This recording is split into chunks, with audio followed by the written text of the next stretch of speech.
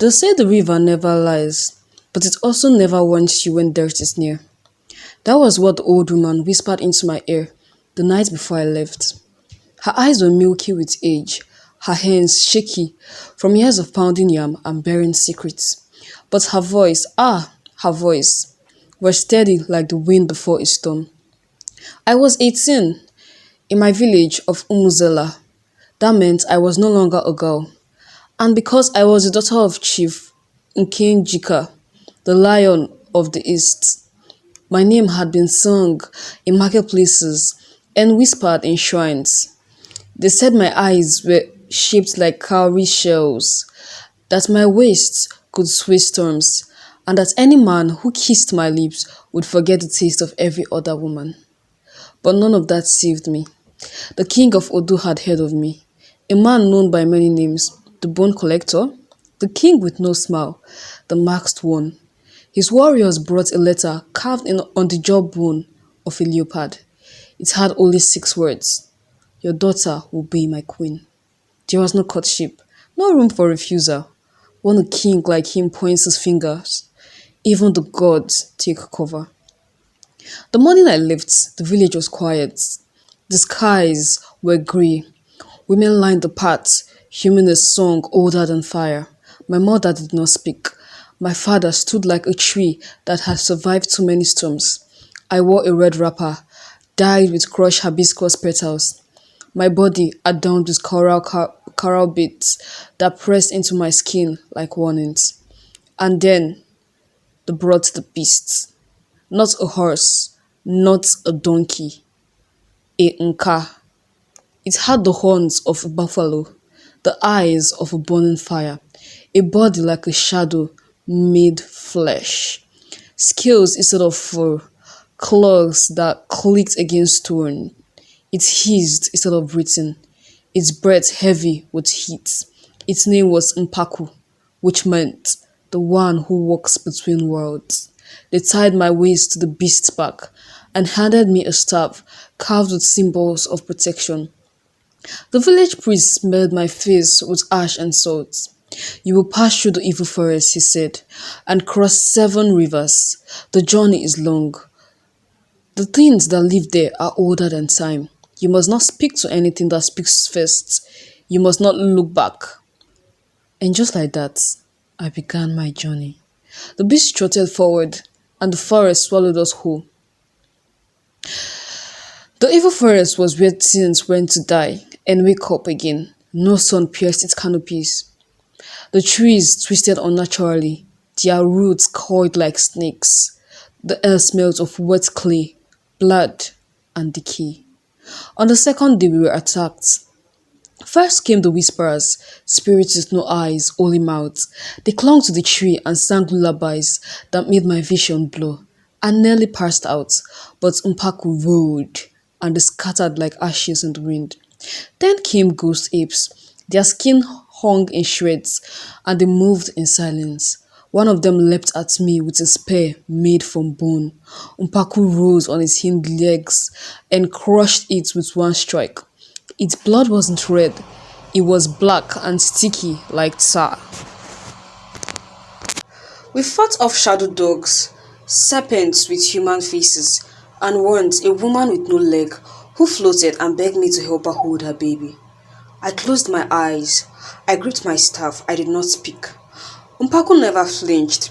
It knew the path, and I trusted it, even as every step felt like a heartbeat away from dirt. By the 4th day, the forest began to thin, but in its place came something worse: the rivers. Oji Ocha. The first river was shrouded in mist, cold, thick, heavy mist. I couldn't see more than a few feet ahead. The water whispered. I heard my father's voice calling my name, then my brother's, then my own voice, laughing from somewhere behind me.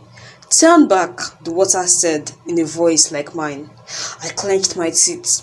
My fingers trembled. Mpaku stepped in. The water felt like ice and fire at once. Pain shot through my legs. The mist pulled at my skin like fingers trying to pull me away. But I remembered the priest's word: "Do not speak, do not look back." We crossed. Odu. The river bubbled red, not water, blood. The smell hit me first, rotten iron, like meat left in the sun. Flames danced on the surface. I saw bones, human, animal, maybe boats, floating just beneath. As we stepped in, the water hissed. My legs burned. I screamed without sound, my vision blurred. The heat was unbearable.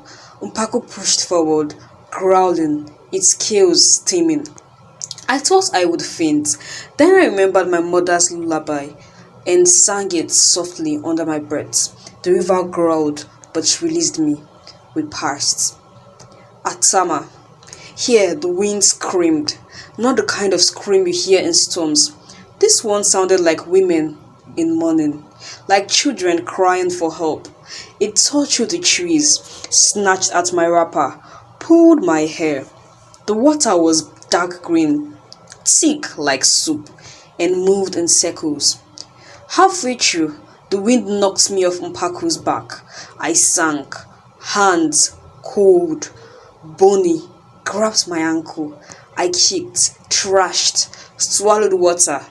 Then I felt Mpaku's teeth grip my wrapper and pull me up. We made it out, barely. I coughed blood.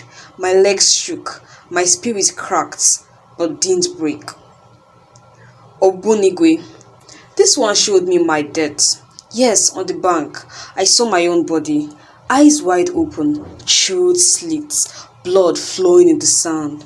It was so real. I reached out. Umpaku growled, snapping me back. The water swirled with faces. Mine, my mother's, strangers. They cried, laughed, screamed. I whispered, "This is not my end." And we crossed. Uzodima. It was silent, so silent. I heard my own heartbeat. Then laughter, children, giggles. I looked around. There were toys in the water, floating. One of them was mine. A doll I lost at age 7. Then I saw her, me as a child, standing at the back of the bank, waving. I almost went to her, but the beast growled low. I blinked. She was gone. The silence grew louder, but we kept moving. Mo. Here the water shimmered gold. It promised me things. "You can go back," it said. "Say no to the king. Stay in your father's house." Visions came. My wedding to a village boy. Laughter, children. I wept. I wanted to say yes, but my feet kept walking. Some choices are bigger than comfort. Ihe Oma. This one was black. No ripples, no reflection, no sound. We stepped in and the world changed. I saw nothing. I heard nothing. Then I felt everything. Grief, pain, loneliness, a weight on my chest. My heart pounded like war drums. Something grabbed my leg. Another pulled my hair. I screamed for the real this time. "Please!" Then, silence. Umpaku rolled once. Everything vanished. We crossed. I collapsed on the ground. My wrapper was torn. My feet were blistered. My body covered in bruises, but I was alive. Then I saw him. Tall, masked, dressed in robes blacker than night. He stood still like a statue carved by forgotten gods. The mark silver etched with fire pangs and fire made my blood run cold. He began to walk towards me. I trembled. "Welcome, Queen of Odu," he said. His voice was deep, but carried power. "I am Azunda." He was taller than any man I had seen. Strong shoulders. His presence made the air heavy. I couldn't speak. My legs couldn't move. He stopped before me and removed his mask. My breath caught. His skin was bronze, smooth and glowing. His nose straight, lips full. His eyes, oh, his eyes, golden brown, piercing, kind yet dangerous. The scar on his left cheek made him even more beautiful, not less. He knelt. "Forgive the marks," he said.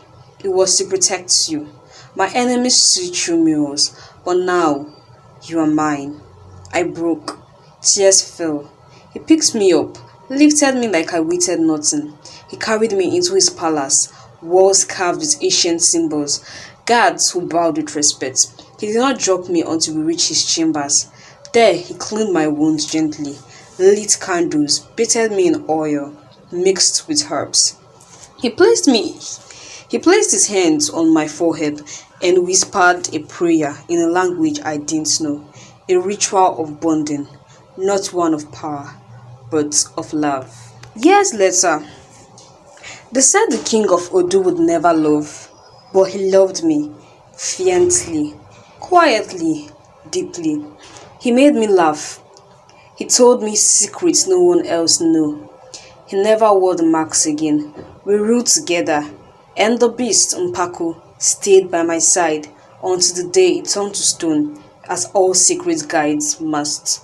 Some say I was lucky, but I say this: when fate calls your name, answer with courage, for beyond the river of fear, may the love that legends are made of.